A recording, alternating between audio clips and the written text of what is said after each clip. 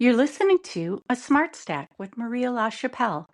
This is episode 16 of Dear Mrs. White Lady. The White Lady Attaché focuses on newsy stuff outside our borders, not necessarily about ourselves, but yeah, still kinda. Headline: Netanyahu's Gazan genocide. No child gets shot in the head twice by accident. Israeli snipers intentionally target children. Image is of a young girl clutching a doll amid the rubble. Gaza 2024. Getty Images. Follow me on YouTube, iHeartRadio, and Spotify. Dear Mrs. White Lady, the genocide happening in Gaza, perpetrated by Netanyahu with intention, deliberateness, and unlimited U.S. weapons and cash, is heinous. And now he's assassinated the head of the Iranian army, other Iranian military and state leaders, nuclear scientists, and civilians. And 3 days ago, the U.S. State Department ordered non-essential diplomats, staff, and their families to leave our U.S. embassies in the Middle East. It was so very kind of Bibi to give Donnie the heads up before the missiles launched. And to think, only a week ago, the chosen one assured his flock, there's going to be a great peace in the Middle East. I will bring a great peace. Breaking news this morning, 10:43 a.m. European Time, June 16th. United Nations decries genocide in Gaza. Quote, history will record this. These atrocities must stop now.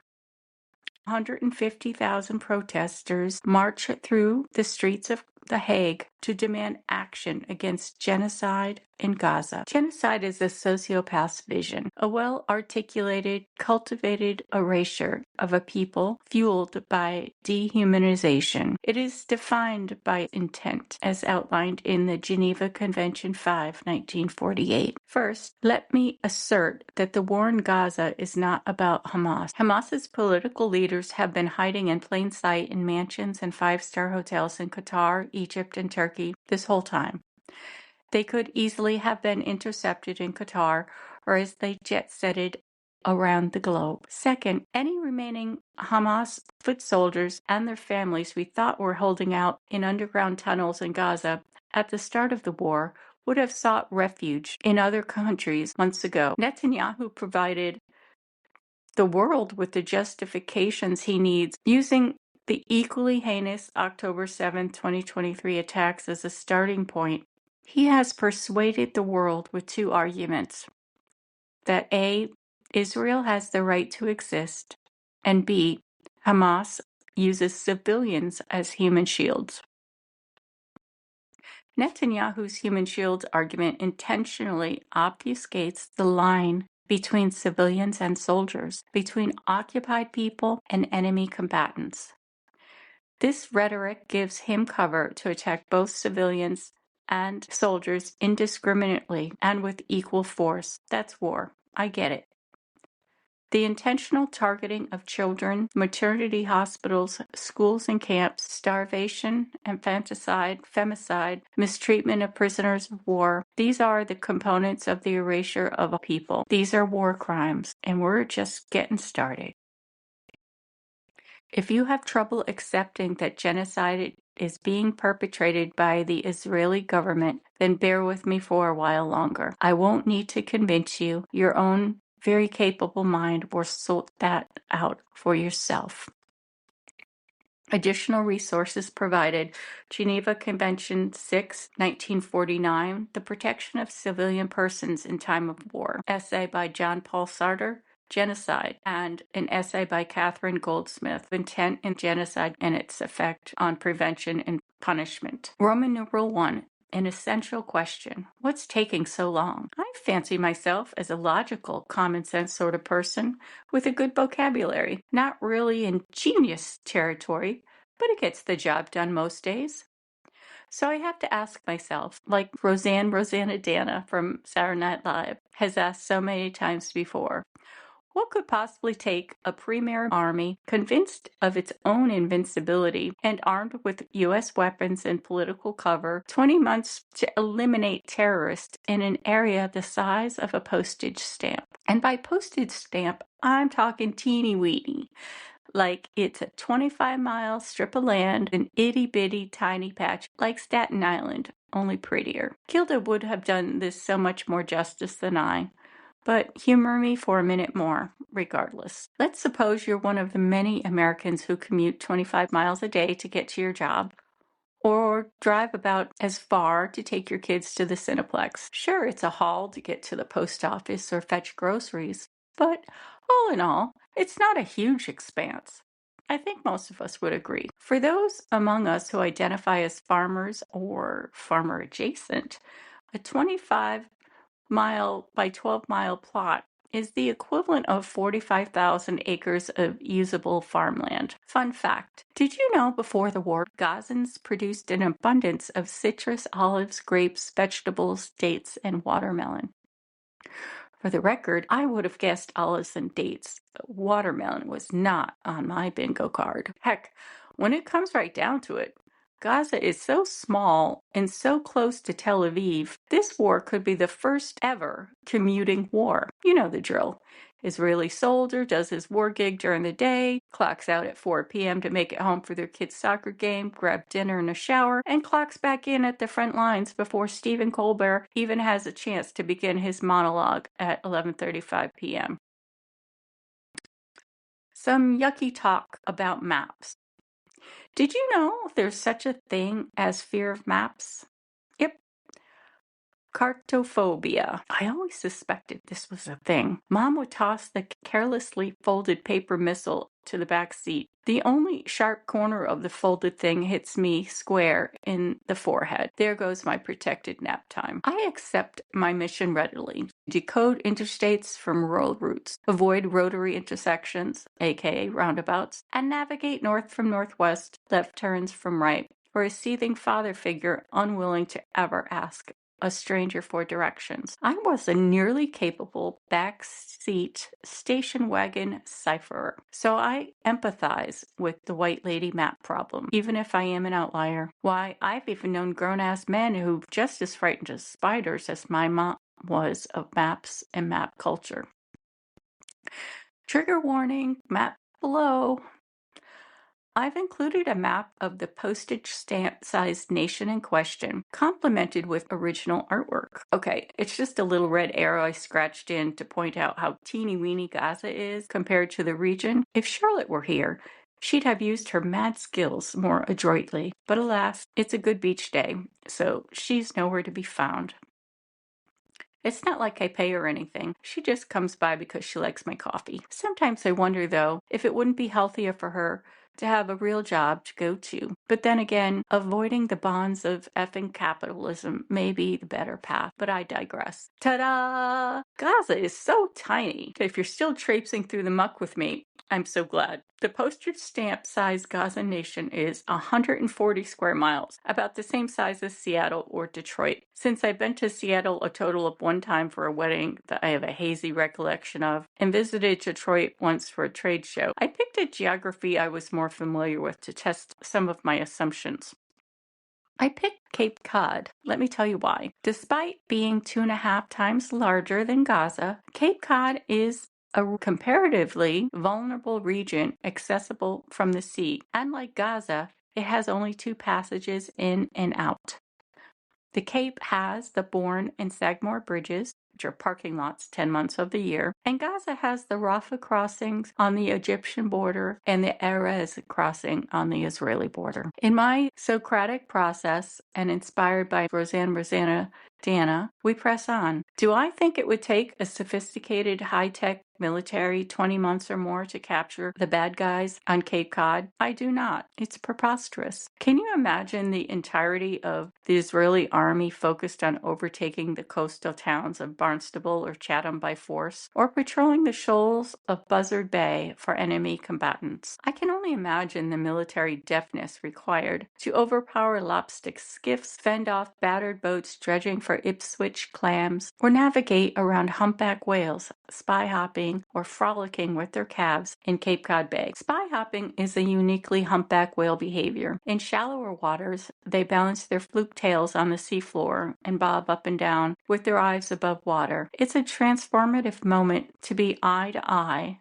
with a humpback who decides you are worth a second look. Talk about being seen. Admittedly, these are photos from Queensland, Australia, not Massachusetts, but it's an awesome oceanographic study. Visual 3 humpback whales spy hopping in a bay. Okay, where were we?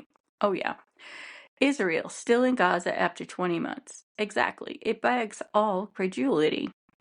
Many of us know the Israeli Navy commandeered the humanitarian ship Medine about 10 days ago. It was carrying food, medical supplies, baby formula for Gazans. The French and Spanish diplomats aboard, its crew, and the activist Greta Thunberg were arrested, jailed, and later deported. The ship and its contents confiscated and likely destroyed. Article 59 of the 1949 Conventions requires an occupying power to provide free passage of shipments of food, clothes, and medicine through impartial humanitarian organizations like this one or the Red Cross. So if you're keeping track of war crimes, add that one to the list. Apropos of nothing, LA County is 4,100 square miles. So if my white lady math is correct, LA County is 30 times larger than Gaza. No child gets shot in the head twice by accident.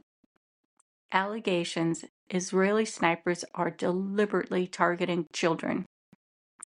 If you already suffer from nightmares, maybe skip this section. It'll be a few minutes for me to get through. Israeli snipers are using children as target practice. Maybe it's sport, boredom, or good old-fashioned hate. Below are verbatim testimony from MDs who have served, volunteered in Gaza. Dr. Mimi Syed, an emergency room physician who volunteered in Gaza in the summer of 2024, stated that she treated at least 18 children under the age of 12 with gunshot wounds to the head or chest in 1 month. Dr. Perlmutter, an orthopedic surgeon who visited Gaza in March 2024, recounted seeing children with gunshot wounds to the head and specifically mentioned 2 children who were shot precisely in the chest and the side of the head. Dr. Feroz Sidwa, a trauma surgeon who worked in Gaza, reported seeing a child with a gunshot wound to the head almost every day. Dr. Sidwa's survey of 53 American medical professionals who had served in Gaza, 44 stated they had treated children with gunshot wounds to the head or to the chest. CT scans showed children with head wounds, including an 8-year-old girl with a gunshot wound to the head and the bullet lodged in her brain. Israeli bombs launched into the car park of the European hospital in Khan Yunis and killed and wounded dozens. The Israelis say the leader of Hamas was hiding in a command and control compound under the hospital. The army said it conducted a precise strike and blamed Hamas for exploiting the civilian population in and around the hospital. Hamas denies such charges. I won't post them, but if you can stomach it, their stories are told with dignity by the BBC. Oh, I beg your pardon. I'm being summoned to throw a squeaky tennis ball around to de-escalate tensions on the home front with my Pomeranian, Miss Emma. Be back soon. The Geneva Convention of 1948 differentiates genocide from massacres by the stated intent of the occupier, oppressor, or invading party. Dehumanization is a precursor to violence. The killing of pregnant women and girls, using toddlers who are just learning to walk as an opportunity to shoot. It's no big deal. They're Palestinians. Public statements by the IDF, they're human animals. Gaza will be our slaughterhouse. We're erasing the Gaza Strip from the face of the earth. Israel has the right to defend itself. Netanyahu uses this rhetoric to fan the flames of Palestinianophobes, my word, with the widely accepted axiom, Israel has the right to defend itself. In comic book villain speak, this roughly translates as, we get to exist, so others must die. Francesca Albanese, the UN Special Rapporteur of Occupied Palestinian Territories, was asked at Cannes if Israel had the right to exist. Albanese is an international legal scholar. She attended Cannes to represent the Palestinian She attended Cannes to represent the Palestinian documentarian Fatwa Husana, a 25-year-old Palestinian filmmaker who was murdered days before her wedding, killing 10 members of her family, including a pregnant sister. The screening of her film, Put Your Soul on Your Hand and Walk, about the war in Gaza, was overshadowed by her murder by the Israeli army in 2024. The journalist's question to Albanese at Cannes was meant to make her appear frivolous for attending. Her powerful response when asked, "Does Israel have the right to exist?" Israel does exist. Italy exists. There is no international law that says a country has the right to exist. What is enshrined in international law is the right of a people to exist. Albanese defeated their arrogant follow-ups with a decisive blow. More than 400 people have been killed each week within the past 2 months alone in Gaza. Children are being killed after Israeli politicians have explained why they should be killed. If this isn't genocide, then what is? The Israeli public stance for the past 2 years is that Hamas uses civilians as human shields. The human shields talking point has been so widely accepted that it goes unchallenged. Shame on all of us for falling for it with zero evidence. According to the IDF's press machine, every hospital, school, office building, or bakery is a front for Hamas. Tunnels hidden below ground house Hamas terrorists, so the bombing of schools, dormitories, maternity hospitals, and refugee shelters is justified, maybe even sanctioned by God himself. Intelligence reveals that Israeli soldiers have been the ones using prisoners as human shields. Yes, you did not misunderstand that. The IDF is systematically abusing detained Palestinians. Days ago, in a little read and underappreciated expose, the Associated Press published extensive interviews of former detainees and Israeli soldiers. The investigative report confirmed what Israelis said only animals do. One former detainee recounted he was used to suss out explosives in buildings as part of the Israeli ground offensive. He was blindfolded and bound for weeks, except when he was forced to enter apartment buildings and businesses to set off any explosives or booby traps with his body as collateral. He was nothing. He was as good as dead to the Israeli soldiers. They handed him from platoon to platoon as some sort of talisman. Imagine the psychological and emotional warfare of being forced to enter one building after another. Your only choice, follow commands and live to die another day, or take a bullet to the head in an act of defiance. Then each night, sitting with your own thoughts and fears, blindfolded, bound, and starved. These verified accounts by Israeli soldiers and POWs have been published by the Associated Press and the BBC. What about the hostages? What of diplomacy? What of high-value human intelligence Mossad is known for? What of the special ops commandos with mad skills? An estimated 251 hostages were taken on October 7th. 4 months ago, 57 hostages were believed to be still alive. Former diplomat and aid worker Greg Henson, who for some reason tolerates a de minimis correspondence with me on the stack, recently posed this essential question. How does the indiscriminate bombing of Gaza help negotiate the release of hostages?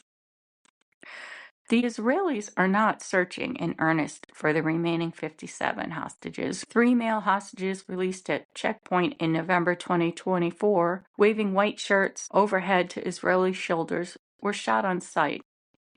Israeli military later said it was a mistake. A woman hostage said she feared the constant bombings from the IDF in the buildings she was shuttled between. Hamas leaders are hiding in plain sight. What gives? Hamas's political chief, who's worth $4 billion, splits his time between luxury hotels in Qatar and Turkey. If Netanyahu wanted to eliminate Hamas, why not imprison Hamas political and military leaders residing poolside at their five-star hotels and mansions in Qatar? It's a fair question. The point of Netanyahu's violence is not the shattering of Hamas's military power. It is the permanent eradication of Palestinian refugees in Gaza. If Hamas exists today, it does so as a well-capitalized idea, ensconced in luxury, dripping with privilege, not a scrappy attempt to subvert Israel's regional authority. The absurd notion that envoys of Netanyahu's defense ministry are in peace negotiations with Hamas is obscene, gross, implausible.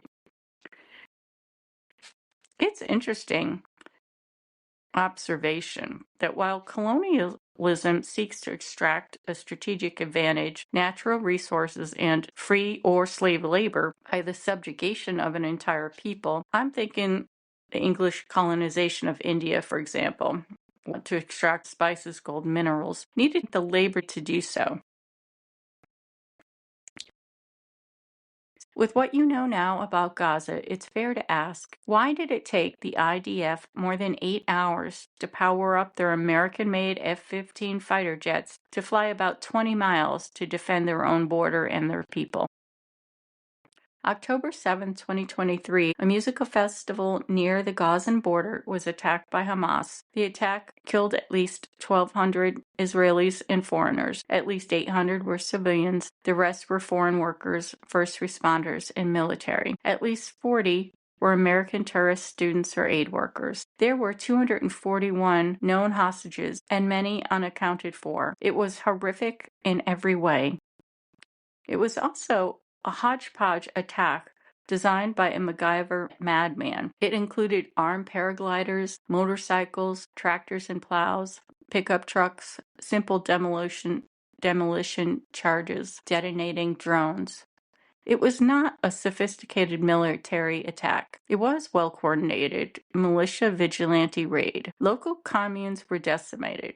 Its inhabitants murdered or kidnapped. Torture that would turn anyone's stomach. Young women's breasts were slashed completely from their bodies. They were paraded around in the back of open trucks as they were raped to death. It was also a weekend of reprieve for Israeli troops to observe National Forgiveness and Happiness Day, known as the Simchat Torah, and the culmination of High Holy Days, a cause for celebration. While the Israeli army appeared flat-footed and slow to respond, there is ample evidence and testimony that Netanyahu was aware of these attacks and should have stopped them. In 2006, Israel completed the construction of a $220 million security system along the Gaza border, boasting a 7-meter high wall, sensors, remote-controlled machine guns, barbed wire, and a 150-meter buffer zone, watchtowers erected every 2 kilometers. The security wall was adjacent to and was meant to protect 3 local Israeli kibbutzim, the plural form of kibbutz. I learned something new today. For weeks prior to the attacks, Israeli officers charged with surveilling the Israeli-Gazan border reported numerous military exercises by Hamas performed in full view of the Israeli army at the border. One high-ranking Israeli officer told the AP she sent up reports to the chain of command, but they went unacknowledged. And yet, it took Netanyahu's well-trained, well-equipped army more than 8 hours to travel fewer than 50 miles from Tel Aviv to the Gazan border to launch a counteroffensive. It simply makes no sense. As an aside, I wasn't in New York City on 9/11. I was on business in Chicago, stuck in a hotel room with food poisoning, heart palpitations, and the sweats. With minutes of the attack on 9/11, something I can only describe as a sonic boom shook the windows, roof, and the entirety of the hotel. Fighter jets were scrambling over Lake Michigan. This is how a well-prepared military responds. The week of the October 7th attack, Netanyahu pulled troops from their command posts along the border so they could celebrate Simchat Torah. The music festival was planned for the same weekend and attracted music lovers, students, artists, and tourists. Similar to our U.S. sitting president, Netanyahu is a bully spoiling for a fight. Experts of the region suggested that Netanyahu would have sacrificed his own people and its reputation for military might to sponsor or provoke an attack so horrible, so reprehensible, that any acts of retaliation against Palestinians would be justified. Netanyahu's defense ministry and PR machine ensured the October 7th attack was well documented in photo and video on the world stage. In October 2023, Israeli Defense Minister closed all crossings out of Gaza, ordered a total blockade and a complete siege, cutting access to water, food, fuel, and electricity with the intent to starve civilians. Yep, those are all war crimes. South Africa was the first to bring charges of genocide against Israel to The Hague. Imagine the former apartheid country now responsible for genociding white Afrikaners, the Dutch colonializers, drops a dime on Israelis.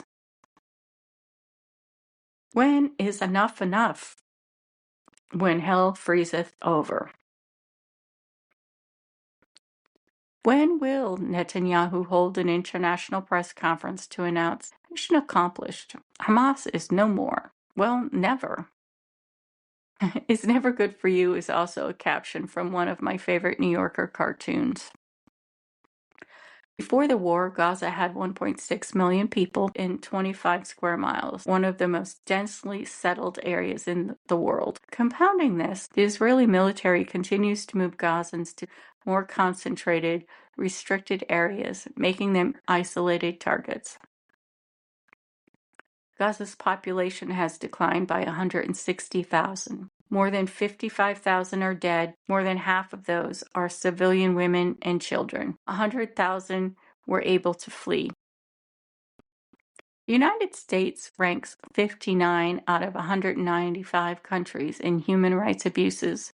Among developed countries, the U.S. ranked the sixth worst. American exceptionalism earned us a D grade, scoring a 64. But hey, at least we're marginally better than Russia and China.